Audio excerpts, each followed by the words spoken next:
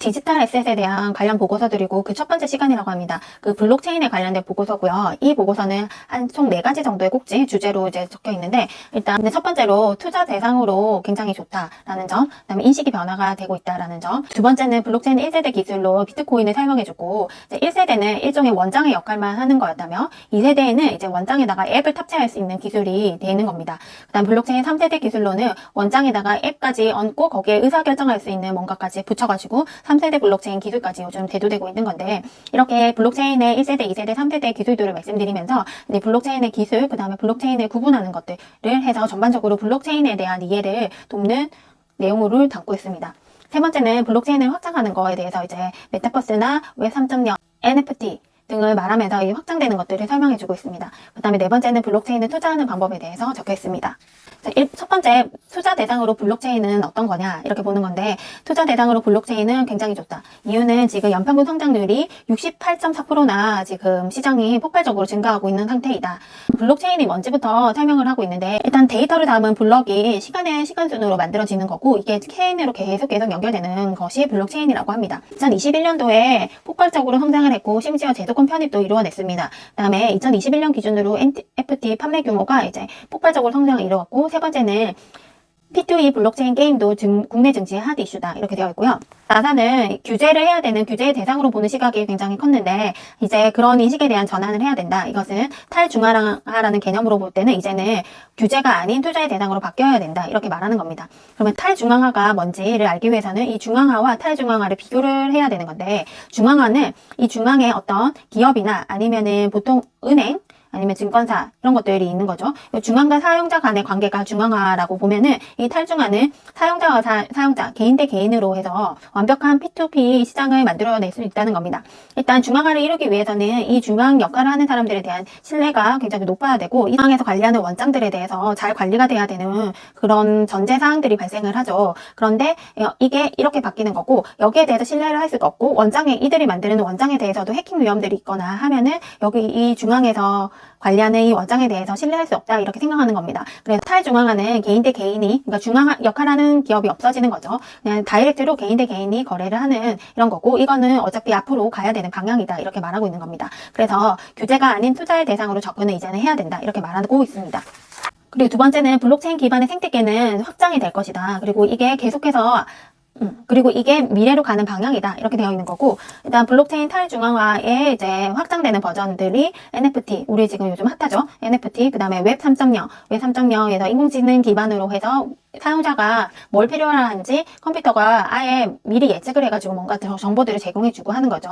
이런 웹 3.0, 그 다음에 이런 것들 해서 이렇게 확장이 되고, 이렇게 확장이 되는 것의 방향은 이미 정해져 있고 가명한 사실이다 이렇게 보는 거죠. 일단 블록에 대해서 이제 정의를 해놨는데, 블록에 데이터를 담고 각 블록을 체인처럼 연결해서 블록체인이라는 이름이다. 블록은 개인과 개인 사이에 이루어지는 거래의 데이터가 기록되는 장부로 시간에 따라 순차적으로 체인 형태로 연결되는 구조이다. 그러니까 시간이 이렇게 흐르는 거고, 블록들은 계속 생성이 되고, 이게 체인처럼 이렇게 이제 만들어지는 거죠. 그래서 완벽하게 P2P 데이터가 기록이 될 수 있다 이렇게 되어 있습니다.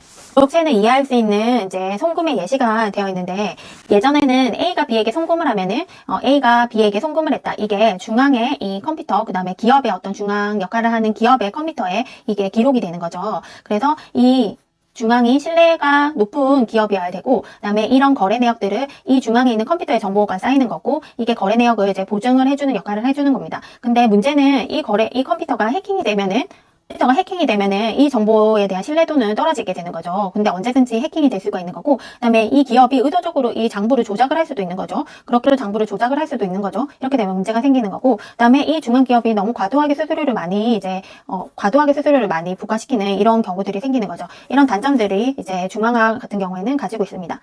그런데 블록체인, 그러니까 탈중앙화가 되면 어떻게 되냐? 그러니까 A가 B에게 송금을 했다라는 게 이 블록에 이제 기록이 되는 거죠. 이 기록이 된 게 블록이 네트워크를 통해서 시장 참여자들에게 이걸 모두 다 전달을 하는 겁니다. 시장 참여자들이 100명이다, 1000명이다, 상관없이 모두에게 이 내용들을 이제 전달을 하는 거고, 참여자들은 정당한 거래를 이걸 승인을 띡띡띡띡 해주는 겁니다. 그러면 블록은 거래를 투명하게 하고 조작이 불가능하게 한다. 그러니까 한 명 거를 이렇게 매수를, 한 명, 두 명, 세 명 거를 매수를 한다고 쳐도 1000명, 10,000명을 다 매수를 할 수는 없는 거죠. 그러니까 조작이 불가능하고 이제 투명한 거래를 보장을 하게 되는 겁니다.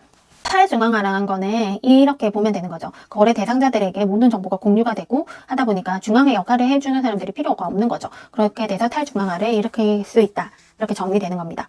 그래서 여기 보면은 블록체인에서는 블록에 담긴 거래 내역을 참여자 모두에게 공개해요. 해킹과 조작이 불가능하다. 이렇게 되어 있습니다. 그러면 블록체인 1세대, 이제 세대별로 이제 기술들을 설명을 드리는 시간인데요. 이걸 통해서 블록체인 기술에 대해서 조금 이해를 할 수가 있게 되는 건데, 1세대는 비트코인입니다. 비트코인은 당부의 역할, 원장의 역할을 해주는 거고, 이거는 실제적으로 이제 화폐적인 성격으로 우리에게 다가왔습니다. 이거의 시작은 2008년도에 미국의 서브프라임 사태 이후 정부와 중앙은행에 대한 신뢰도가 많이 떨어져서 그래서 중앙 집권화된 금융 시스템의 위험성을 인지를 해서 블록체인의 기술을 활용해서 개인 간의 거래가 가능한 암호화폐 시스템 비트코인이 등장하게 됐다고 합니다. 블록의 구조에서 비트코인 이렇게 되어 있는데요. 블록체인의 블록에는 거래 정보를 포함한 모든 데이터를 해시로 변환한 값이 기록이 된다. 이게 블록 해시라고 부르는 거고, 이런 데이터들을 해시로 변환한 값들이 이렇게 블록 해시라고 해서 여기에 기록이 되는 겁니다. 이게 고유 코드의 역할을 하게 되는 겁니다. 블록체인의 기술을 해가지고 블록체인에 저장될 수 있는 데이터는 두 가지 종류가 있다고 합니다. 이제 하나는 원본 데이터고 두 번째는 해시 데이터인데, 실제적으로 원본 데이터들은 텍스트, 이미지, 문서, 음악, 동영상 등이니까 굉장히 이제 용량을 많이 차지하겠죠. 그러니까 각 블록들마다 모두 이거를 담고 있으면 용량을 많이 차지하게 되고, 이제 블록들을 생성하는데도 시간이 많이 걸리게 되겠죠. 그래서 이 원본 데이터는 별도의 서버에 저장을 하게 되고, 그다음에 이 블록들에게 해시 데이터만 이렇게 기록이 되는 형태로, 저장이 되는 형태로 이제 운영이 되고 있다고 합니다. 그래서 블록체인은 거래 원장을 관리하는 기술이고, 암호화폐는 원장에서 사용하는 화폐라고 합니다. 그래서 비트코인 같은 경우에는 작업 증명이라는 알고리즘으로 이제 만들어지는 거고, 같은 경우에는 지분 증명이라는 알고리즘으로 만들어지는데, 일단 작업 증명 같은 경우에는 이제 비용이 채굴에 사용되는 컴퓨터 구입과 유지 비용 등이 든다. 그다음에 컴퓨터 파워 능력을 확보를 해야 된다. 그다음에 이런 컴퓨터로 이제 채굴을 하다 보니까 단점이 높은 전력 소모를 하고 느린 처리 속도로 간다. 그다음에 장점은 높은 시장 가치를 가진다. 대표적인 게 비트코인, 이더리움이 있다고 했는데, 여기에서 제가 지분 증명이 이더리움이 있다고 말씀드린 거는 곧 이더리움은 작업 증명에서 지분 증명으로 이제 알고리즘을 변화시킬 예정이라고 합니다. 그런데 이 지분 증명 같은 경우에는 지분 보유 여부에 따라서 보상을 해주는 거고, 이제 비용은 지분 취득 및 스테이킹 비용이라고 합니다. 그래서 51% 이상 지분을 확보하는 것이 이제 위협적인 요소이고, 이거의 장점은 높은 탈중앙화, 빠른 처리 속도, 이렇게 채굴을 하는 게 아니라 지분만 확보하면 되는 거기 때문에 좀 빠른 처리 속도 등을 가질 수 있다고 합니다. 자, 비트코인 같은 경우에는 10분에 한 번씩 이제 블록을 만든다면, 이더리움은 15초에 한 번씩 블록을 만들고요. 총 공급량은 비트코인은 굉장히 제한적인데, 이더리움은 무한대로 이제 공급을 할 수가 있다는 장점이 있습니다. 그러니까 채굴을 하지 않으니까 이런 게 있는 거죠. 그래서 비트코인 같은 경우에는 화폐로서의 성격, 그 다음에 원장으로서의 역할에 충실한 거죠. 그러다 보니까 탈중앙화의 결제 시스템에 이제 사용될 목적으로 개발이 된 겁니다. 하지만 이더리움 같은 경우에는 결제가 아니라 플랫폼의 역할을 하는 겁니다. 그래서 결제나 거래뿐만 아니라 계약서나 이메일 등 다양하게 적용이 가능하다. 그래서 나중에 말할 거지만 이더리움에는 이제 앱 같은 거를 탑재시킬 수가 있는 겁니다. 그러니까 원장 플러스 앱의 역할까지도 할 수가 있게 되는 게 이더리움입니다. 블록체인의 2세대 역할을 하고 있는 게 이제 이더리움인데, 이더리움은 탈중앙화를 이끈 2세대 암호화폐라고 합니다. 자, 이더리움은 디앱의 블록체인 상에서 구현 가능한 시스템이다. 그러니까 일단 비트코인 같은 경우에는 일종의 화폐의 역할을 했다면, 이더리움은 더 이제 진보화돼서 플랫폼의 역할을 하는 거라고 합니다. 그러니까 더 구체적으로 이더리움은 윈도우나 안드로이드 같은 운영체계의 역할, 플랫폼의 역할을 하는 거다. 그리고 이더리움은 백화점에 비유하자면, 이더리움 상에 존재하는 여러 앱들은 백화점 내에 존재하는 수많은 가게에 해당이 된다. 이게 비트코인 같은 경우에는 단순한 원장 수준에 머물렀다면, 이 이더리움 같은 경우에는 서비스 앱에도 적용이 가능하다. 서비스 앱에도 적용이 가능하다. 이렇게 해서 2세대 블록체인, 2세대 암호화폐라고 부르는 겁니다. 그리고 3세대 블록체인으로 해서 여기에는 의사결정과 업무 영역 등의 확대를 시킬 수가 있는 블록체인의 기술이라고 합니다. 그래서 블록체인을 좀 구분을 했는데, 블록체인을 구분을 하자면 퍼블릭이 있고 프라이빗이 있고, 이거 두 개를 이제 접목시킨 하이브리드 블록체인이 있다고 하는데요. 퍼블릭 블록체인 같은 경우에는 누구나 자유롭게 참여하고 탈퇴할 수 있는 개방형 네트워크이다. 그러니까 개방형 블록체인 네트워크로 PC, 노트북, 스마트폰, 서버 컴퓨터, 채굴기 등 다양한 장비를 통해서 블록체인 네트워크에 참여를 할 수가 있고, 각 노드에 자유롭게 탈퇴도 가능하다는 겁니다.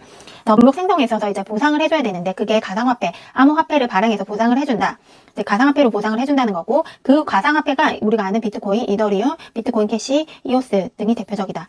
그런데 프라이빗 블록체인 같은 경우에는 이제 소유자들을 제한을 하는 거죠. 하다 보니까 보상을 안 해줘도 상관은 없다. 왜냐면 공공적으로 이제 결제가 되어야지 화폐로서의 역할을 하는 건데 이들은 공공적으로 이제 거래를 할 수가 없죠. 암호화폐들은. 그래서 굳이 암호화폐를 발행할 필요가 없게 된다. 해당 프라이빗 블록체인 참여자들이 컴퓨터 네트워크 운용 비용을 부담하면 되기 때문이다. 물론 자체 암호화폐를 발행할 수는 있지만 사실상 거래가 어렵기 때문에 프라이빗 블록체인에서는 암호화폐 발행을 선택한 이런 것들을 누가 발행하냐. 이거는 이제 네트워크상의 모든 거래 이력을 전부 투명하게 공개해서는 곤란한 금융권 중심으로 활성화될 가능성이 높다. 그래서 대표적으로 국제 송금을 위한 리플이 대표적인 프라이빗 블록체인이다. 이제 금융 정보 같은 경우에는 개인적인 정보들이 많이 담기기 때문에 시청 사람들에게 오픈해가지고 정보를 오픈할 수는 없죠. 그러다 보니까 건 중심으로 이제 프라이빗 블록체인이 활성화될 수가 있겠다. 이거는 이해가 되죠. 그래서 이거의 장점을 접목시켜서 하이브리드 블록체인, 이건 중립형이고요. 사용자 권한이 가능하고 일부는 공개하고 일부 비공개 기능 등을 넣을 수가 있다고 합니다. 그게 이제 사물 인터넷이나 아니면 공공망 등에 적용이 가능하다. 이렇게 되어 있습니다. 자, 그러면 블록체인이 확장되는 모습들을 살펴보겠는데 확장 첫 번째는 드랩입니다. 그러니까 앱인 거고요. 쉽게 앱이니까 게임 앱 같은 것도 여기에 해당이 되겠죠. 그러니까 P2E 게임 시장들도 여기에 P2E 게임 같은 것도 여기에 해당이 되는 겁니다. 그래서 앱을 탑재할 수가 있는 거다. 블록체인에. 두 번째는 NFT와 웹 3.0이 확장 버전이라고 합니다. 일단 메타버스가 활성화가 되면 메타버스 내에서는 가상화폐와 NFT가 필요한데 이를 위해서는 블록체인이 필수적이다. 그러니까 메타버스 내에서 이제 디지털 자산, 아이템에 대한 소유권을 인정하고 거래 내역을 보장하기 위해서는 NFT가 굉장히 중요한 역할을 할 것이다. 그러니까 메타버스와 NFT는 뗄래야 뗄 수 없다는 거죠. 앞으로 이게 가는 방향이고 이거 메타버스와 NFT는 뗄래야 뗄 수 없는 관계다. 그다음에 웹 3.0 시대에서도 블록체인은 필수적이다. 이제 웹 3.0은 맞춤형 웹 시대를 말하는 거다. 이게 어떤 거냐면 이제 소비자의 니즈를 파악해서 이에 적합한 정보를 찾아주는 것이 웹 3.0이고 이게 빅데이터나 인공지능, 클라우드가 기본 인프라다. 이거는 웹 3.0은 우리가 조금 더 NFT나 메타버스보다는 조금 더 쉽게 저희한테 다가오죠. 왜냐면 우리는 지금 웹 3.0을 지금 사용하고 있으니까. 그래서 웹 2.0 시대에서는 경제적 보상은 광고고 그 수익은 대부분 플랫폼 업체의 전유물이었다. 그런데 이제 웹 3.0으로 가면은 이게 플랫폼이 전유하는 게 아니라 사용자, 정보 제공자가 가져갈 수가 있게 되는 거다. 그래서 블록체인 기술이 필요하다. 이렇게 되는 거죠. 그러니까 쉽게 말해서 3.0에서는 이런 정보를 제공해주면은 거기에 대한 보상으로 이제 블록체인 기술에 기반한 가상화폐를 받게 되는 뭐 이런 거겠죠. 이런 식으로 이제 정보 제공자가 가져갈 수가 있게 되는 거다. 이렇게 되는 겁니다.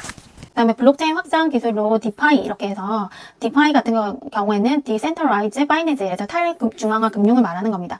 그래서 전통 금융은 이 금융회사의 신용을 기반으로 예금을 수취하고 개인의 신용을 평가해서 대출을 해주는 구조이다. 하지만 디파이 같은 경우에는 P2P 이렇게 해서 개인이 돈이 있는 사람이 있고 돈이 없는 사람이 있어. 그러면은 이 사람한테 그냥 이 개인이 돈을 빌려주는 거고 이 사람은 이 빌려준 사람한테 이자를 하고 그러니까 P2P 해서 개인 대 개인으로 이제 돈을 빌려주고 돈을 이자를 내고 이런 구조로 가는 거다. 이 블록체인은 그냥 스스로만 가져가는 거고 이들이 그냥 둘이 다 알아서 하는 거죠.